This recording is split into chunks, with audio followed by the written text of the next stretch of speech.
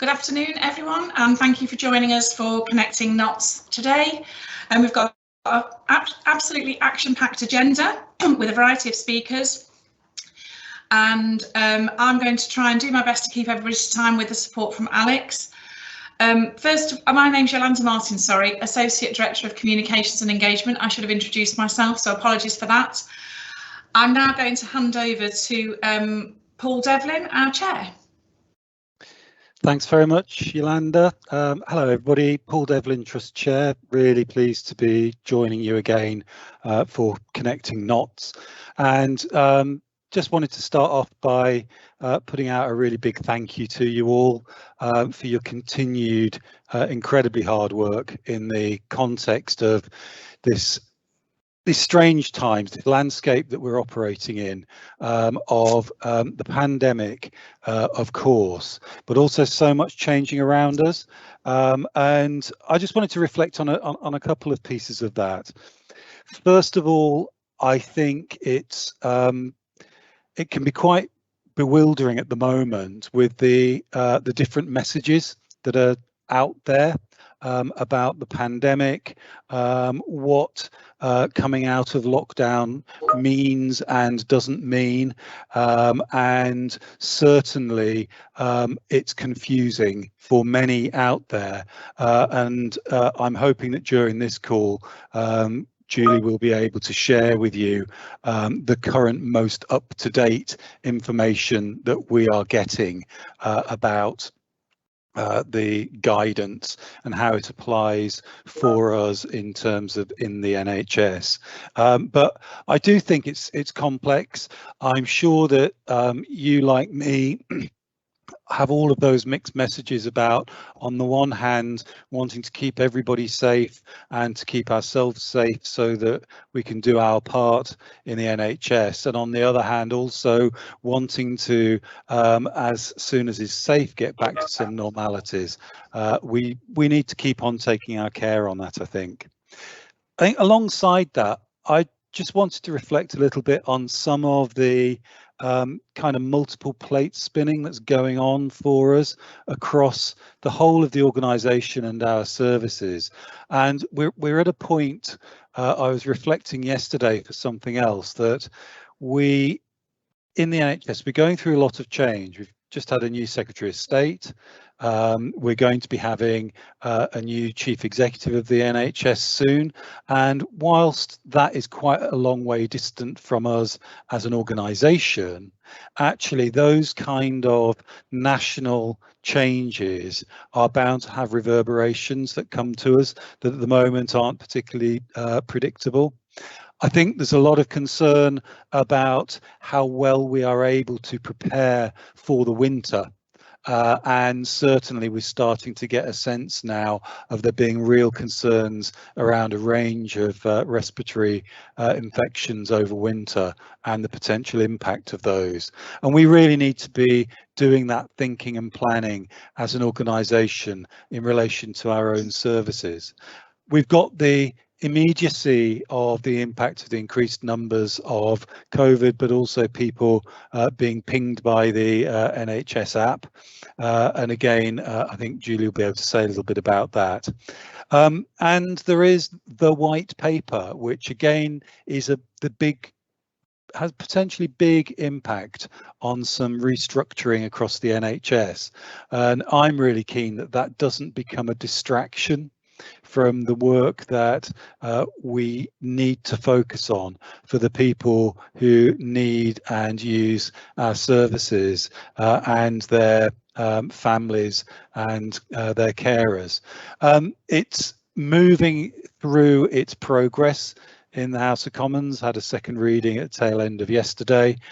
It is having big impact across Nottingham and Nottinghamshire with our system there, the integrated care system, the ICS, and there is a lot that is tying up time and energy of some in the trust to make sure that we can play our part effectively in that, and also influence where we can, so that as an organisation we can be really confident about the services that we provide really being able to play their part in broader system thinking and working in partnership with other organisations. For other organisations, it's not just obviously other NHS organisations, but colleagues in local authorities, in the third sector, and other sectors. It's potentially going to mean that over the next year or so, there are some really exciting developments, I think, but we do need to manage spinning those plates alongside spinning the plates around strong service delivery as well. And I mean, I'm glad today that we're going to be hearing a little from some of our community health services. We're also going to be picking up another one of our important equality and diversity strands, hearing a little bit about Pride, and picking up some more about our preparation work and what's going on with the Care Quality Commission, the CQC, which is yet another of those spinning plates for us, as well as some good news in terms of hearing back from colleagues at Rampton, and also hearing about an exciting development, the redevelopment of the Millbrook site, which I think has been one of those pieces. It's a real positive for us looking forward. So there's a lot that we're going to be covering off. Just to say, and again, Jude, I hope I'm not preempting Julie too much, but just to say that I think 2 or 3 of our executive team colleagues are on annual leave this week, and as chair, I just want to say how important that is. It's really important for everybody to be able to take that time, and for some it's about recharging, for some it's about reconnecting with family, friends, loved ones, for some it's about resting, doing the gardening. Whatever it is that's driving that, it's really, really important that everybody is able to and is encouraged to take that time off that you're all able to. And I know our executive team are very good at driving that for everybody else. I just wanted to spotlight the fact that they are also making sure that for themselves they are doing that, because it's a really important piece of that good practice and the self-care that matters for everybody in the trust. So I think that's all that I'm going to say. I'm really looking forward to the session again. I think these are always really interesting. Please do use the Q&A bar for sticking questions in, and I'm sure that as usual any that we don't get through here will get picked up afterwards, and the team will make sure that answers get out to you all. So that's all I think I'm going to say at this stage, and I'm going to hand across to Julie Attfield. Julie, over to you.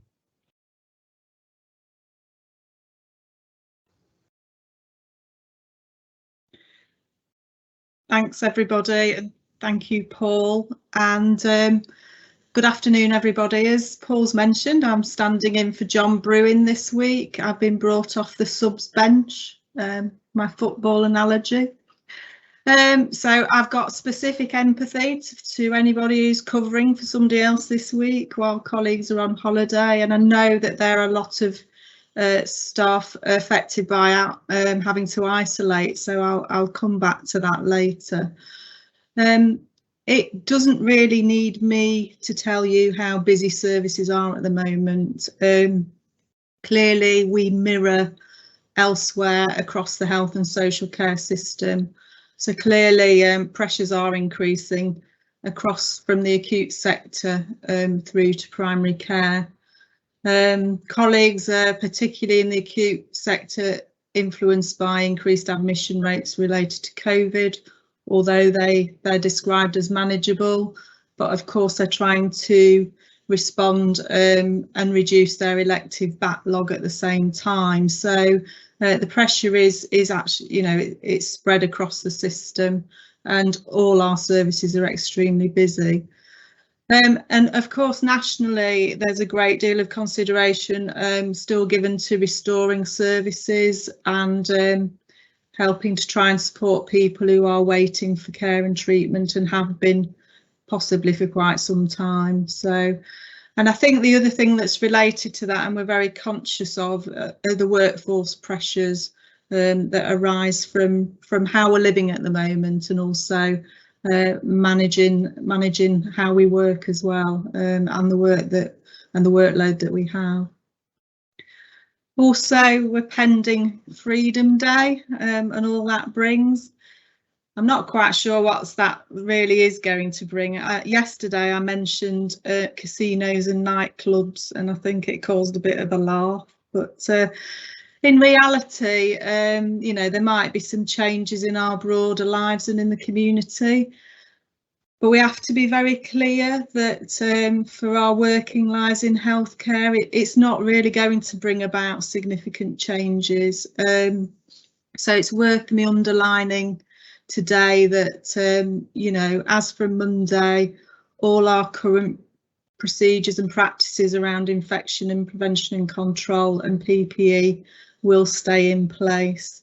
And I think, you know, just to be clear that there aren't any pending changes with respect to those practices, either nationally or locally at the present time. You know, while we might have greater freedoms at home, I'd also encourage you to consider what that means in terms of your own safety and, of course, for the patients, given the nature of our work. It's hard as well this week not to kind of mention the football. So positive on the one hand, but so absolutely distressing and divisive on the other. And certainly the events that followed the football were clearly abhorrent and show that racism's a huge flaw in our society. And I think that certainly underlines to me that it's all our responsibility to address any forms of discrimination, racism and abuse. You know, and it isn't clearly just a game of football, and to be subject to those types of behaviour is something that's a real trouble across our society. And I know it's affected colleagues greatly, and I'd encourage us to share our reflections actually, and continue to do that, to think about how we can face this together and call it out. I think it's unfortunately, in a really difficult way, it has again brought this to the forefront. So internally in the organisation, I'd just like to give a mention to the quarterly staff pulse survey. Huge thanks to the 929 people that have completed it. It's a really good way to tell us how it is, tell us how you're feeling, because we want to do something about that, and it really helps us to increase our understanding. We've got 3 priorities: improving experience at work for BME colleagues, improving health and well-being, and reducing violence as well. So we need to continue to learn and move in the direction with those priorities, and we want to use the staff survey as well to feedback about some of the changes that we are making. So my last point really is just to say I can't really hand over without sort of emphasising we are aware, you know, of the level of pressure on colleagues at the moment, particularly in relation to staff absence, which has been growing over the last 2 weeks. In the next sort of 24 hours, maybe 7, you know, or the period before Monday, we believe that there is some national guidance pending, which is going to allow us to change our practices around the requirement for staff to isolate, particularly when they've been notified to do so via the Test and Trace app. So I think we'll be able to let you know possibly tomorrow, certainly early next week, about what that means. So we had started some work on that with colleagues in other NHS trusts, and I think that that is going to be pursued nationally. So just to say that in relation to the staffing issues, it's a very live issue for us, and we are going to obviously follow that guidance in the next few days. So just wanted to flag that, as I know colleagues are working hard to manage a level of absence. And in the meantime, on John's behalf and more broadly, I'd absolutely echo Paul's comments and like to thank you for all the work that you're doing to continue to support our patients, and all of the infrastructure too that supports that. So that's it from me. And I'm delighted to hand over now to Sue Plack's Community Services team story. Thank you.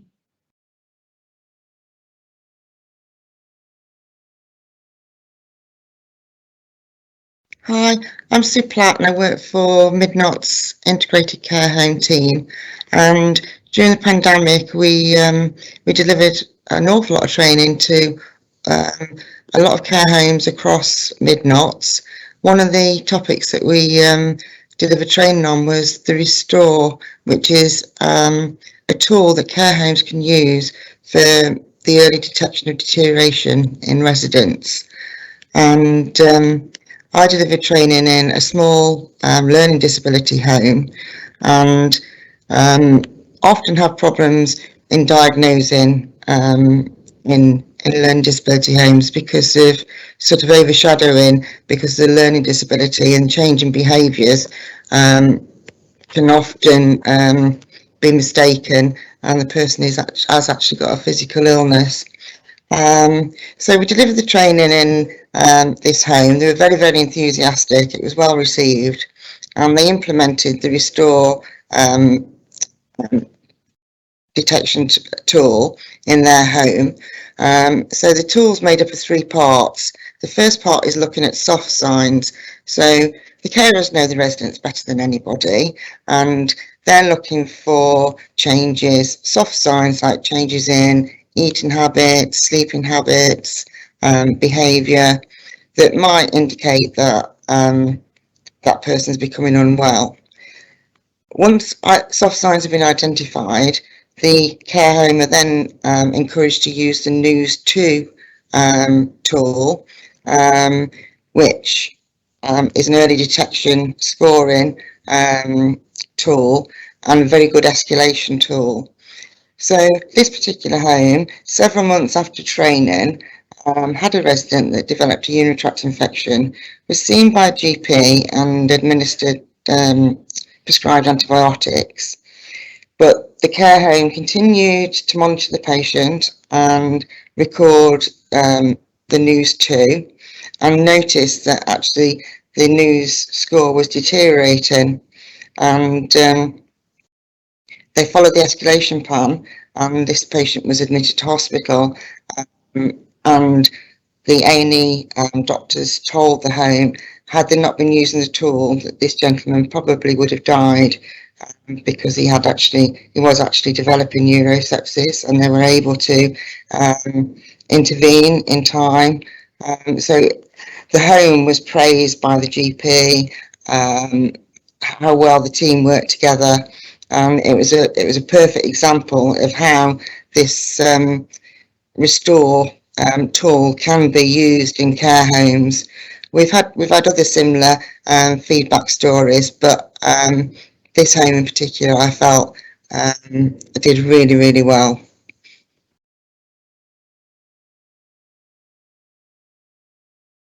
Okay. Thank you, Sue, for that video, and I'm sorry to everybody on the call about the technical difficulties, but I'm sure you realise how difficult it is sometimes to do these things, and thanks to the background team that are keeping us all going. Next, I'd like to hand over to Mia, who's waiting in the wings to give us a presentation and talk to us about the CQC. So welcome, Mia, and over to you. Hello everyone, I'm Mia Morris, I'm the Quality Standards Lead, and I'm here today to talk around our team and what we can offer you, and the CQC's new strategy.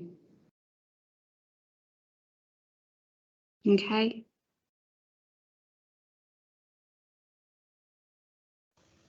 We've got the slides lined up ready. Yep. I think Rushane's going to show them. Brilliant. So if we can move on, the new strategy has 4 themes, okay, and we can see by this slide, the 4 themes are people and communities, smarter regulation, safety through learning. And what does that mean to us as an organisation, and how is it going to be different? So focusing on what matters to people who use the service is really important, and getting really to the heart of the experiences of our carers and families, and moving through the complex systems of the NHS, I suppose, is what the CQC are really interested in now.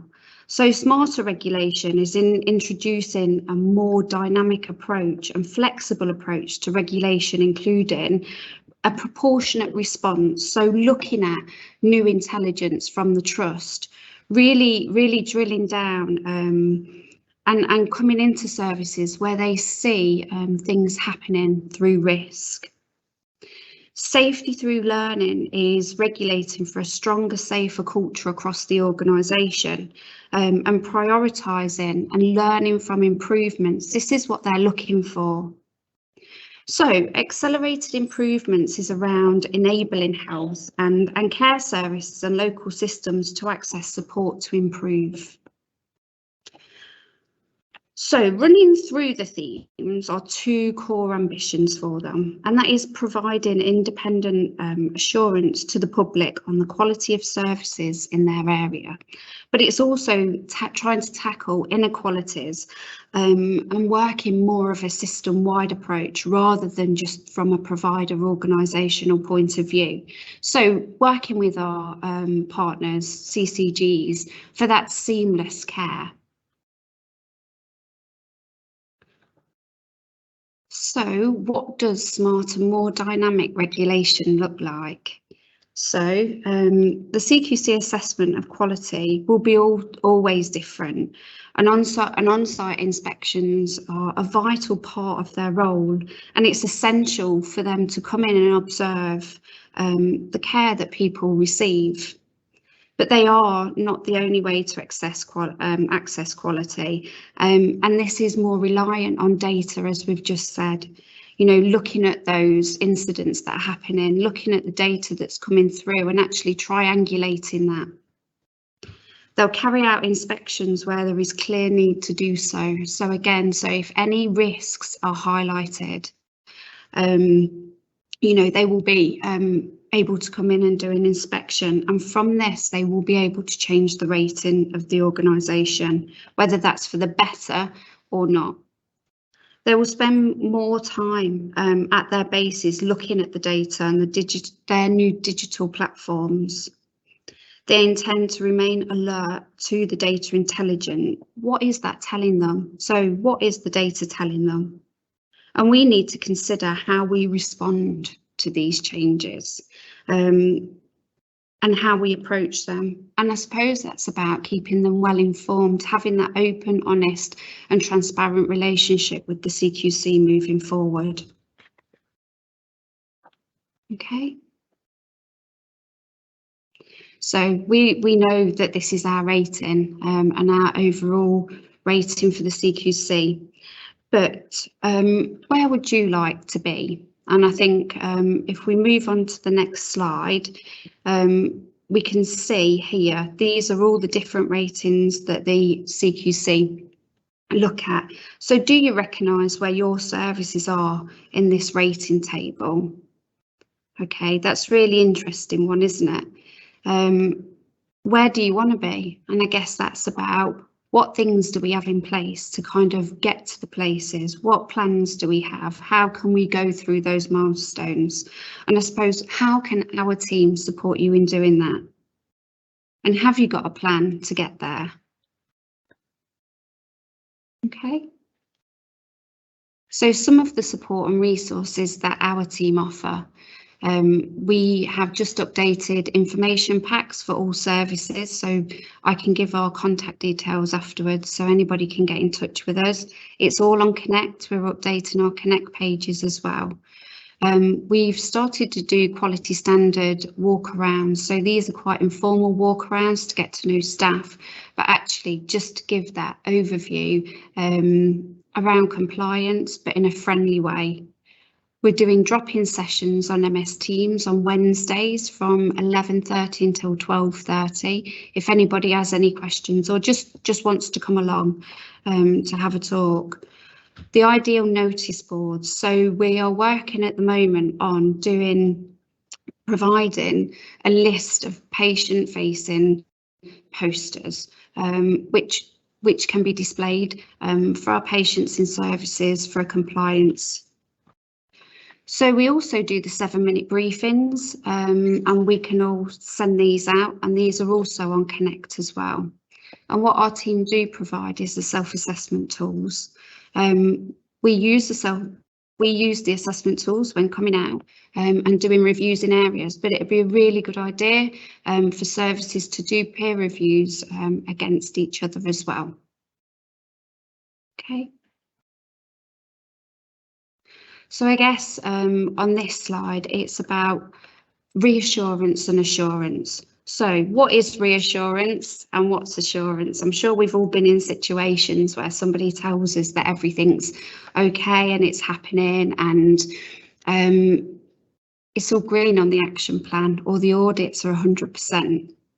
But actually, I think we can listen to people, but it's about looking at the evidence for ourselves and making sure that we're happy with what's being put in front of us.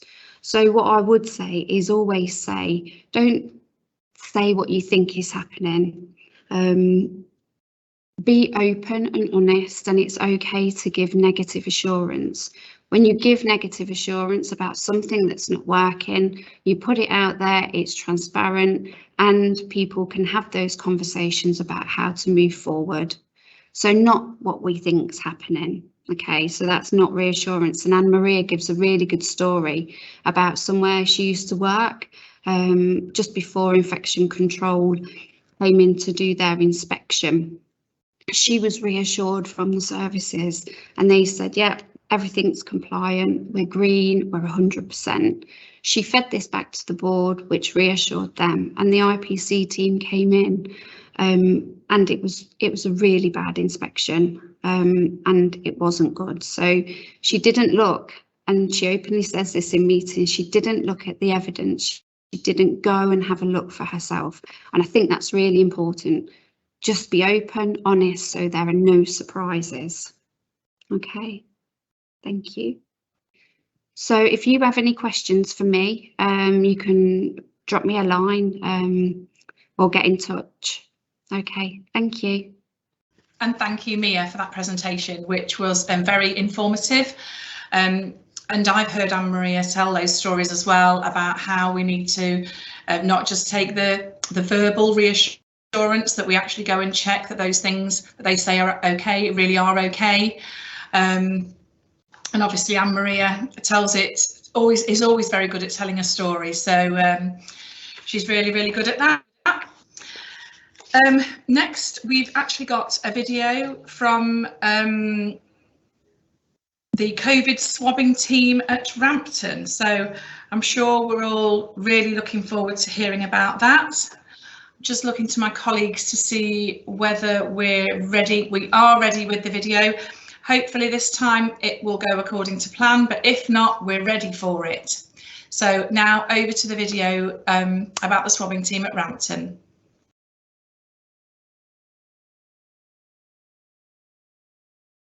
Hi, my name's Jo Hanson And we just wanted to talk about an initiative that myself and my colleagues have been asked to put together over the past few weeks during the COVID-19 pandemic to help not only myself and my colleagues, but our patients in the hospital to be able to move forward. At the moment, the hospital is sitting, as we're all aware, in this sort of amber bubble. And in order for some restrictions to be taken away, for the patients to have a little bit more freedom to be able to go back to the groups they used to go into, we're hoping that we will be able to move the hospital back into a green zone. So we was asked to put together a swabbing team. Myself and my colleagues are newly qualified nursing associates. We all registered in November of last year, and we was approached to do this. So we worked out ourselves how many patients there are across the hospital, how many wards there are, what days it would be better for each ward and the patients to do their swabbing, so that it doesn't, infringe on what they're already being able to access. And we've done a really, really good job of it. Over the past 6 weeks, we've been able to swab around about 85% of the patient population within this hospital. And we send off all those swabs, and we haven't yet had one positive swab come back. So we've been able to upload all these negative results to show that, staff, when in close proximity with either other staff members or with patients, we always wear PPE, and we're doing a really, really good job across the hospital of, keeping the COVID-19 at bay, keeping it away from the hospital and preventing further restrictions. So I also have a colleague, who's more than happy to come in and discuss her angle of it. But for myself, I can just see that this has been a really, really positive thing to do, for everybody, concerned. And I think we've done a really good job of proving that, the hospital's working very well to keep COVID-19 at bay. So I'll pass you over to my colleague. I'm Paula Woodley-List, obviously newly qualified in November. I'm also new to the hospital. I came to the hospital in October. So we was also approached by our team leaders to actually apply for this position. And within our team, we actually developed the structure that we did. It was patient friendly. We're always patient focused. If patients didn't want to have, they wanted to refuse, that was, fine. We'd try to explain the reasoning why, which I think we've had a really positive effect from.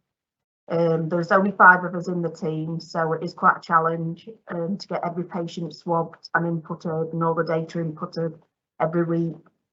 But obviously it's been a really positive impact on the hospital because we've been able to reduce restrictions for the patients and hopefully for the staff within the next few weeks.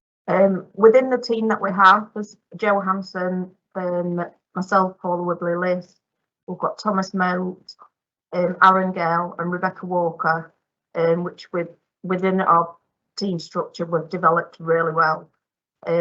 We're also been told that it will continue after the restrictions are lifted outside of the hospital, obviously to keep the patients safe and to keep everything going forward really with the COVID restrictions, but we believe it'll probably continue for quite a while longer.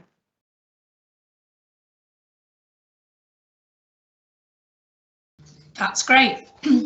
Thank you very, very much. And yeah, great to hear about the importance of PPE and how we're managing to keep our patients and each other safe. Whilst we've been on air with Connecting Knots, I think the Chief Nurse of NHS-E&I has gone out with an announcement actually talking about the importance of PPE in care settings and the continued importance of that. So that's absolutely great. We've also, because we weren't sure that anything national was coming out, we've also developed some system-wide communications collateral just to help us with those messages and to keep reinforcing them with our patients about the fact that healthcare settings are different to the public settings and that we do need staff and patients and visitors to keep wearing the PPE. We've now got another video. Have we got another video? I don't want to get this wrong. No? No, we're actually here, Yolanda. Too busy killing time for videos. We've actually now got a presentation from Tess and John, and I think, John, you're going first, talking about the redevelopment of Millbrook, which is an absolutely fantastic piece of work that's going on over there. So thank you. Yeah. Okay. Yeah. Thank you, Yolanda. Good afternoon, everybody. My name's John Davies. I'm one of the operational managers for mental health services for older people. We're really excited to be here today to share with you our plans for Millbrook. Tess. Good afternoon, everybody. I'm Teresa Burgin and I'm the project lead for the Millbrook project. Okay, so last year the Prime Minister announced an increase in capital funding as part of his economic plans post-coronavirus to eradicate dormitory-style inpatient wards within all mental health inpatient settings. The Trust's purchase of St Andrew's Healthcare in Mansfield, which is now called Sherwood Oaks, and the proposal to relocate adult mental health inpatient services from Millbrook to Sherwood Oaks gave MESOP the opportunity to redesign its inpatient service at Millbrook. MESOP's current inpatient service provision is delivered across 5 inpatient wards caring for people who've been diagnosed with dementia at any age, and also people who've been diagnosed with a mental illness over the age of 65. These wards are currently split over 3 sites at Highbury, Millbrook and Bassetlaw. Some of these wards have dormitory style accommodation and some wards are provided on first floors with limited access to outside space. This slide shows the areas that we are planning to carry out the refurbishments.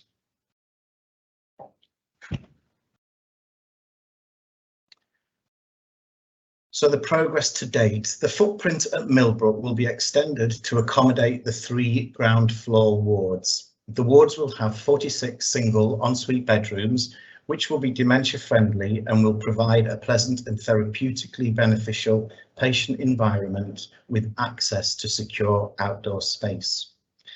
The wards have been designed to introduce natural privacy and dignity for patients. With the main patient accommodation areas at one end of the ward, the therapy, day functions and general ward functions are located in another part of the ward. The plans include extensions to the existing footprint in order to ensure appropriately sized ensuite bedroom accommodation with safe bathing and toilet facilities.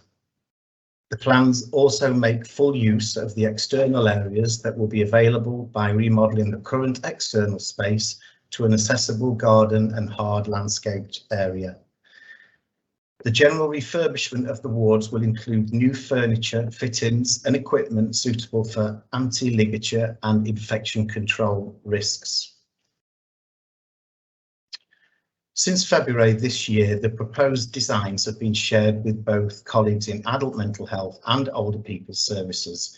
That includes the staff, the service users, the carers, and support services by holding weekly engagement work streams, looking in detail at the proposed general arrangement for each room and layout, taking into account comments received during the engagement process and including those into the final design. There has also been workshops to look at the integrated art strategy and landscaping strategy, again with both staff and service users being engaged in this process. The design has progressed in detail and is now at a stage where the contractors have begun market testing in order to provide the guaranteed maximum price for the full business case. To give you an idea of the existing layout of Millbrook, you can see from this slide the current ground floor plans. There are 2 wards on the ground floor, which are Lucy Wade, which is an AMH ward, and amber ward, which is the MESOP ward. On this floor, there's also the main entrance, reception and waiting area. There's also a Lawrence Day unit, which includes an assessment kitchen for inpatients, as well as a number of officers and bookable rooms. Also on this floor, outpatient clinics take place, and the rooms used for this are either medics' own offices or bookable rooms scattered across the floor. This slide shows you the wards which are currently on the first floor. There's Orchid Ward and Jasmine 136 Suite, which are AMH wards, and Kingsley Ward for MESOP. These are your typical L-shaped wards. So I'd like to give you an idea of the proposed redevelopment, and the following slides show what each area looks like before and after the works have been completed. Ward 1 will be situated in the space currently occupied by Lucy Wade. As you can see from the slide, the ward is laid out in the typical L-shaped style, with 16 ensuite bedrooms and space for communal areas and the nursing office. This slide shows the proposed layout for Ward 1. Ward 1 will be a mental health ward with 18 single ensuite beds. As you can see from the slide, this ward will have quite a big extension, creating a square-shaped ward. All of the bedrooms are shown in blue, with the existing 16 beds remaining with an additional 2 assisted bedrooms down the right-hand side. This will enable us to offer a low stimulus environment away from the noise of the ward. The ward will have open plan day space and a dining room with its own servery, which you can see in pink, along with multi-purpose rooms and a clinic room, which are shown in purple and green. There's also access to outdoor space, which will be provided directly from the ward into a new courtyard area. This slide shows the existing layout for Ward 2. Ward 2 will be in the space which is currently occupied by Amber Ward. Amber Ward is currently a 15-bed dormitory style ward. Again, this ward is an L-shaped ward, with the bedroom area being across the bottom and the communal areas along the left-hand side. This slide shows the proposed layout for Ward 2 after refurbishment. Ward 2 will be a smaller ward of 10 beds with ensuite toilet and shower facilities. The ward has been designed to provide care for patients with mental health needs and those with dementia.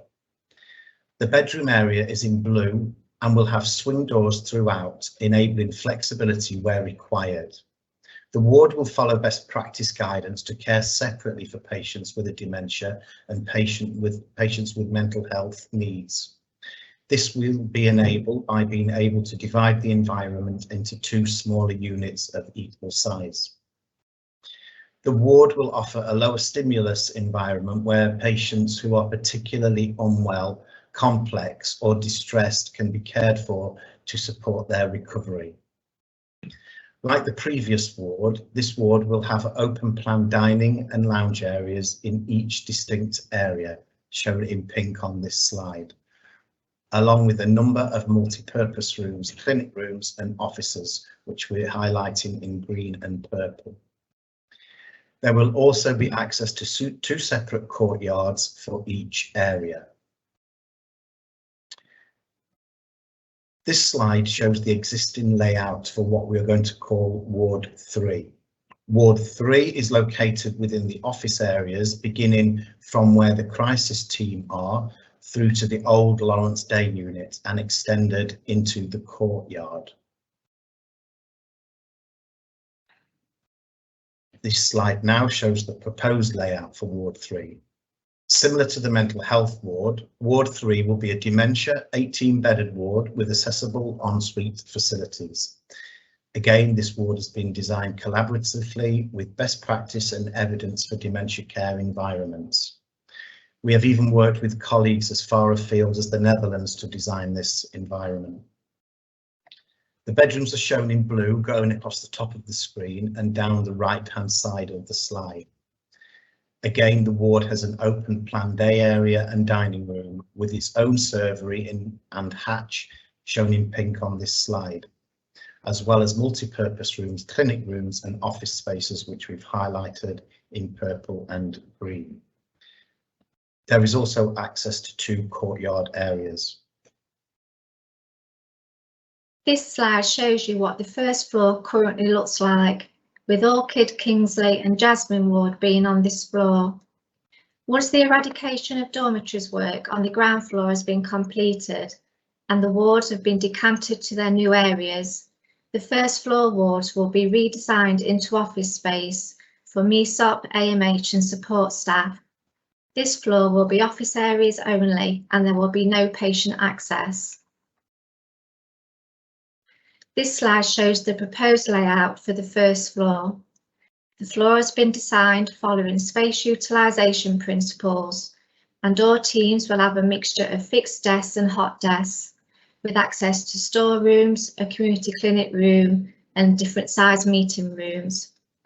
There will also be a staff health and wellbeing area where staff can have breaks away from the office and ward environments, with access to toilets, changing rooms, lockers and a kitchenette and dining area. This slide shows the other half of the floor and includes the new doctor's residence, which is circled in blue, which is currently located at the back of Amber Ward and will provide 4 ensuite bedrooms, a kitchen dining area and a lounge. This slide shows you the current layout of the ground floor, starting from the entrance foyer through to the reception and office areas.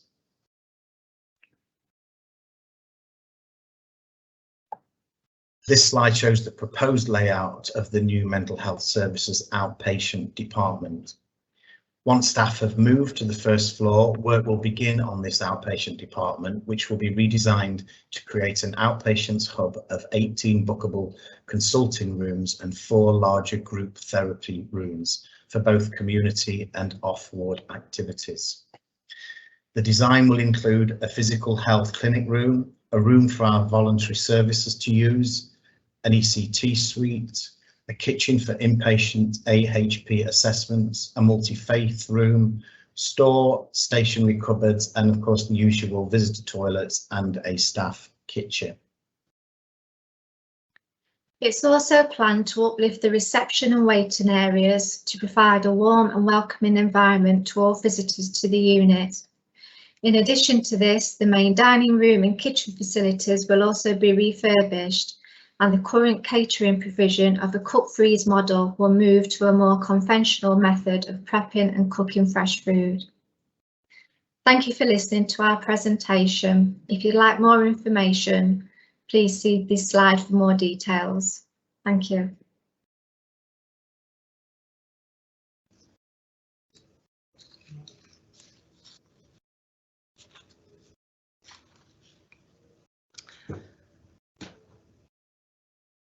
Okay, thank you for that.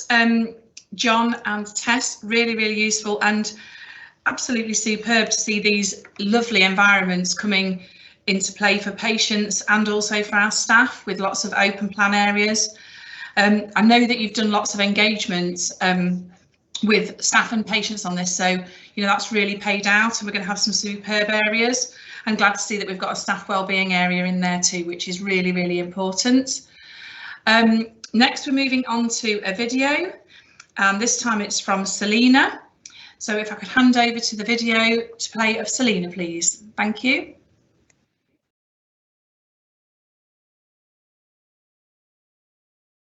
Hi everyone, my name's Selena Kunkuna and I am Service Manager for the Let's Talk Wellbeing IAP service in the Nottingham Healthcare Trust. I joined the Trust in September 2020 and I've been invited to share my thoughts on why pride is important to me. I'm bisexual, openly bisexual, and I think pride is you know, a kind of a gay person's Christmas, as it were, in terms of a time for us to celebrate our diversity, promote our inclusivity, and a time to really reflect on the journey of a lot of those who maybe have faced adversity or discrimination based on their sexuality. Pride for me is something that I've only really sort of been a part of for the last sort of 10 years or so. I am someone who struggled to come to terms with my own sexuality until I was in my sort of early 20s, and then went on my own personal journey to discover who I am, but not just that, to be able to have a voice and actually tell people that this is how I identified and this is how I, wanted to live my life. I struggled, I think, in part coming from an Asian background, coming from a community where, there was no one in my family who identified as gay, bi, or any other sort of preference, really. And I therefore knew I was putting my head above the pulpit in coming out as the first person in the family to do that. Fortunately for me, I think my struggle with my sexuality was the biggest thing to overcome, because for the rest of my family, it was almost an anticlimax. They already knew. They've been incredibly supportive of me, and I consider myself to be one of the lucky ones in that I have had that support from the family from the off, really. I think pride is important in the workplace, in terms of promoting diversity and inclusivity, but also promoting sort of an organisation which doesn't discriminate. I've got some facts and figures to sort of outline what I'm sort of referring to. But in the UK, more than 1/3 of LGBT staff have hidden that they are LGBT at work for the fear of discrimination. 1 out of 10 BAME LGBT employees have been physically attacked by customers or colleagues in the last year. And we know from these figures that discrimination can exist and does exist in some organisations. And what we want to do as a trust is support those who may be struggling with their own sexuality, but also celebrate those people, celebrate the right to be visible, the right to be themselves and yourself, and create a safe place for those employees and even patients, really, that you are free to be yourself. On a wider scale, I think pride, is educational. It gives people the chance to not only celebrate where we've come to, but where we still need to go. So I believe there's 68 countries in the world currently that still ban sex between same sexes. 12 of those countries impose the death penalty. And just as an example, 1/3 of the towns and cities within Poland are self-declared LGBT-free zones. So although we are, as a country, in a good place, worldwide there is still work to do, and I hope that everybody reflects on that when celebrating Pride this year. And I just want to wish everybody and LGBT allies as well a happy Pride this year, and like I said, a time for reflection. Thank you. Thank you very much, Selina, for sharing that story with us. Really thought-provoking and really, really good to hear somebody talking from the heart like that. So thank you very much. I'd just like to put out a plug for last few questions. We're going to be moving over to the question and answer session now to really put these people on screen in the hot seat, so to speak, and put them in the spotlight again. So if there is any more questions, please put them in the chat and we'll move them over into published, and then we'll get on to answering them. We've already had a few questions in, so thank you to those of you who submitted them. So the first question, I'm going to come to you, Mia, if that's okay. With a follow-up act as Paul, I know he's used to be the usually leading person, but on this occasion you're in charge, Mia, and then we'll go to Paul to fill in after you. So the first question, Mia, is asking about where does leadership and management fit into the new system with the CQC? Okay, so the 4 themes are the CQC's new focused approach, but actually if we look at the well-led, they run through each of these 4 themes. So they will still inspect around the key lines of inquiry about well-led in the organisation. Over to you, Paul. Thanks, Mia. Yeah, there's a good question, Neil, because I think it could look like CQC has sort of dumped one approach and replaced it with another, and that's not the case. So the 5 domains, safe, effective, caring, responsive and well led, are the things that we will be rated on. But they will be coming through this approach of those 4 themes that Mia outlined earlier. And certainly well led is an absolutely critical one for us as an organisation. I think CQC rightly view well led as really important. If well led is looking good, it gives them confidence around the other domains.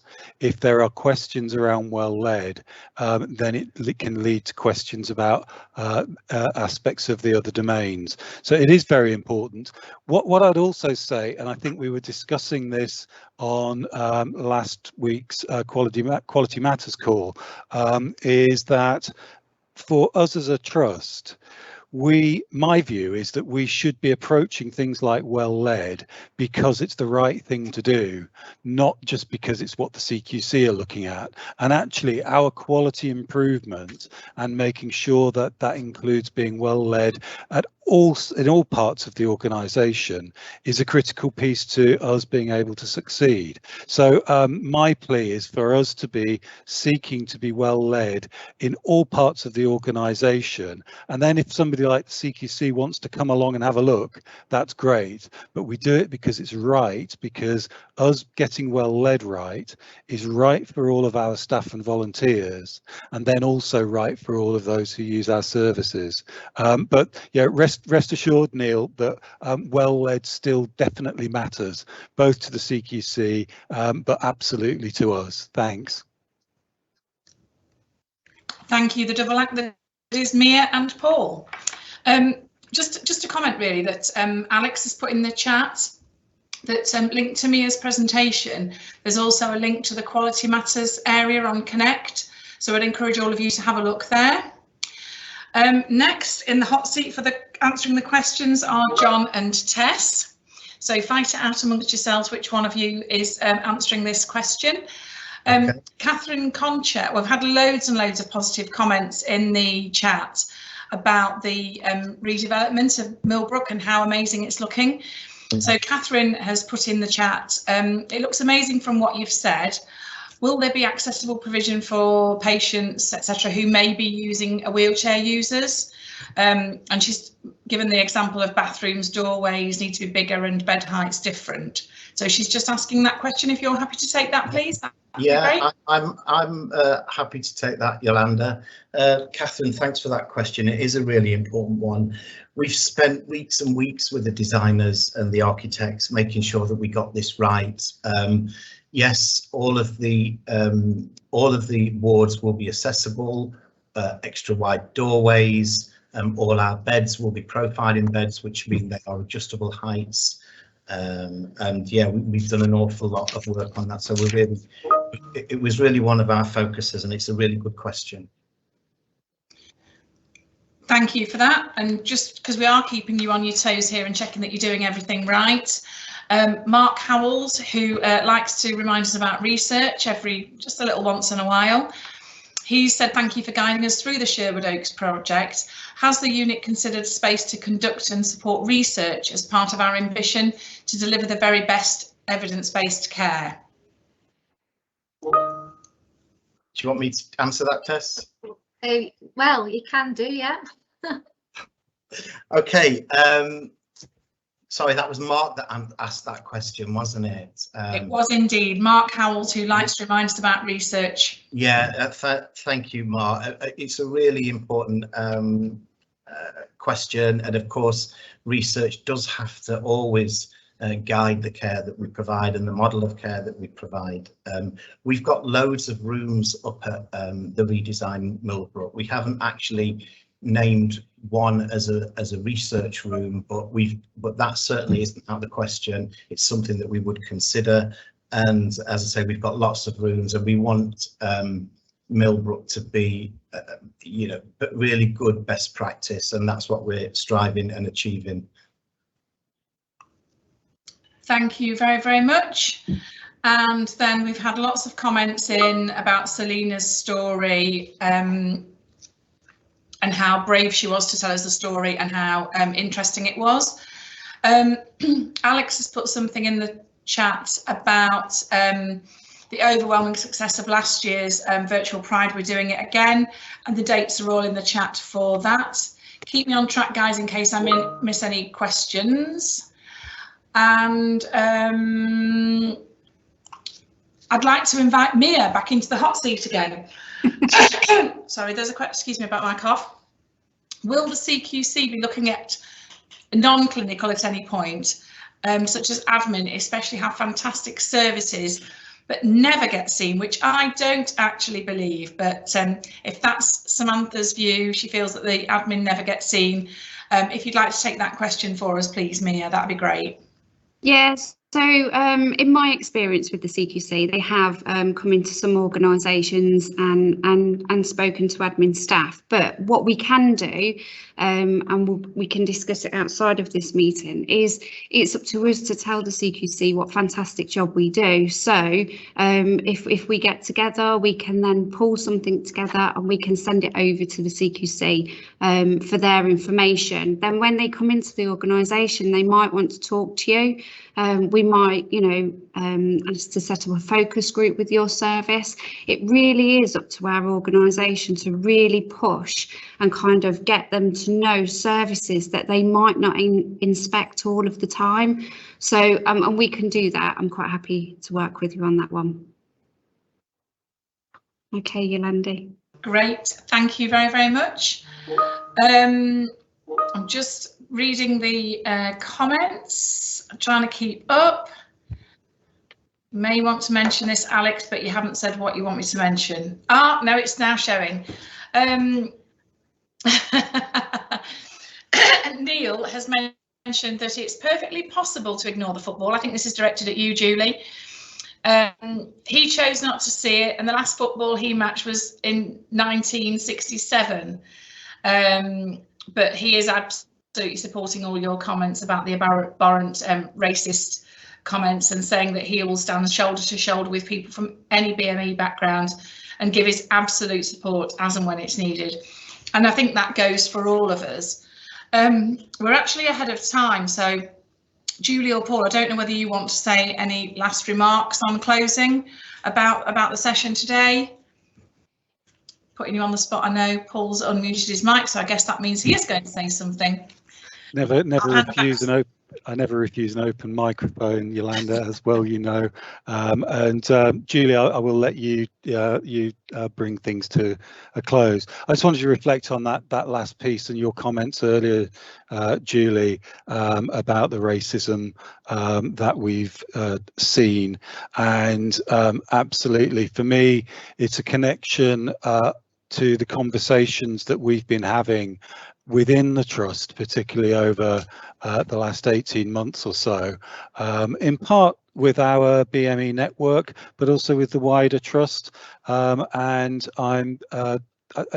For me, it's been a really saddening reminder of the importance of the conversations that we are having and the work that we are doing to tackle racism within the Trust and within our communities. But just it's also another driver for me for us to just sort of recharge ourselves and keep on at this work. It's very clear to me that there are systemic racism exists in the country and indeed in parts of the NHS, and it's just really, really important that we are maintain our vigil and maintain our focus. So that's certainly something that I also give my commitment to from as chair from the board perspective. So Julie, I'll hand back to you. Thanks, Paul. I'll just recycle one of Paul's earlier comments actually about leave, I suppose, and a bit about just sort of closing words is encouraging for our colleagues to look after themselves, really. It's something that I said with my senior team earlier. You know, it's absolutely essential that you try to fit that in, look after yourselves and take time when you can to look after each other. And thank you for doing that, because it does make such a difference. So a huge thanks, and please, not everybody can be on leave at once, but do take time to look after yourselves. Thank you. Thank you both for those closing remarks. All it does now is for me to just mention that the next Connecting Knots exciting agenda, an event is on the 19th of August from 2 till 3:30. Meanwhile, thank you very much everybody for dialing in, and thank you so much to all of the presenters who brought everything to life for us today. So that's all for now, folks. Cheerio.